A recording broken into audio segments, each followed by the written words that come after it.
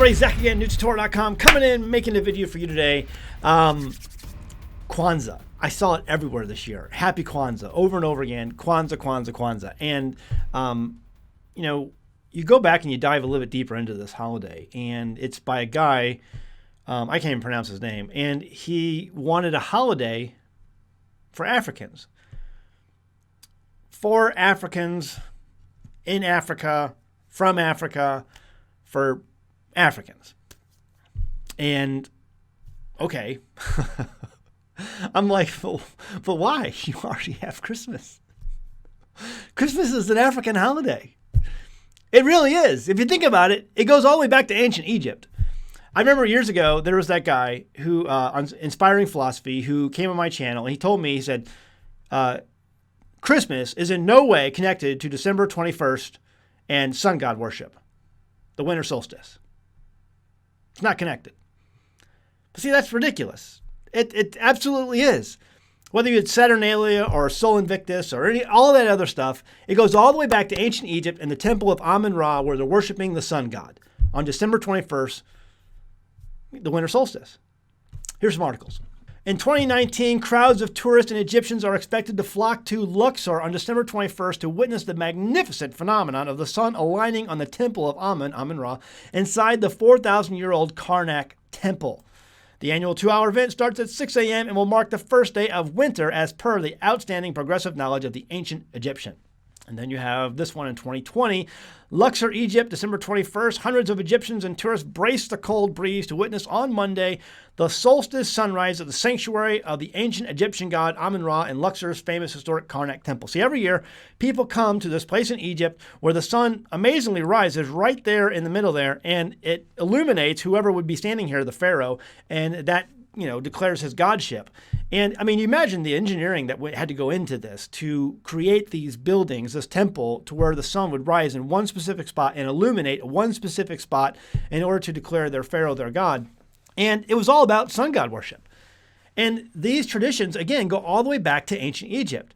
We see this today. And you know, you can watch my Easter video. I'll link it at the end here, where it talks about the egg and the rabbit going all the way back, again, also to ancient Egypt, where we get a lot of our practices from Easter from. See, the bunny and the egg and the fir tree, these were always symbols of fertility, because in the wintertime, when everything else is cold, when everything else is dead, the evergreen trees are still green. And so that's what they would use as these symbols of fertility, these evergreen trees. And here you have a direct link with the winter solstice and sun god worship. You know, facts are uncomfortable things sometimes.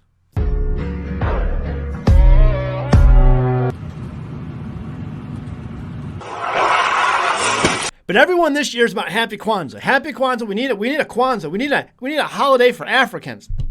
Egypt, last time I checked, isn't Africa. You've got your holiday already. It's Christmas. You don't need a Kwanzaa. You've already got your African holiday. Let's look at all the Kwanzaa stuff. The New York Mets wishes you Happy Kwanzaa. A lot of sports stuff. Atlanta Hawks wishes you Happy Kwanzaa. Red Sox, the Boston Red Sox, Happy Kwanzaa. The Kansas City Chiefs, Happy Kwanzaa. It was everywhere, folks. The Girl Scouts, Happy Kwanzaa.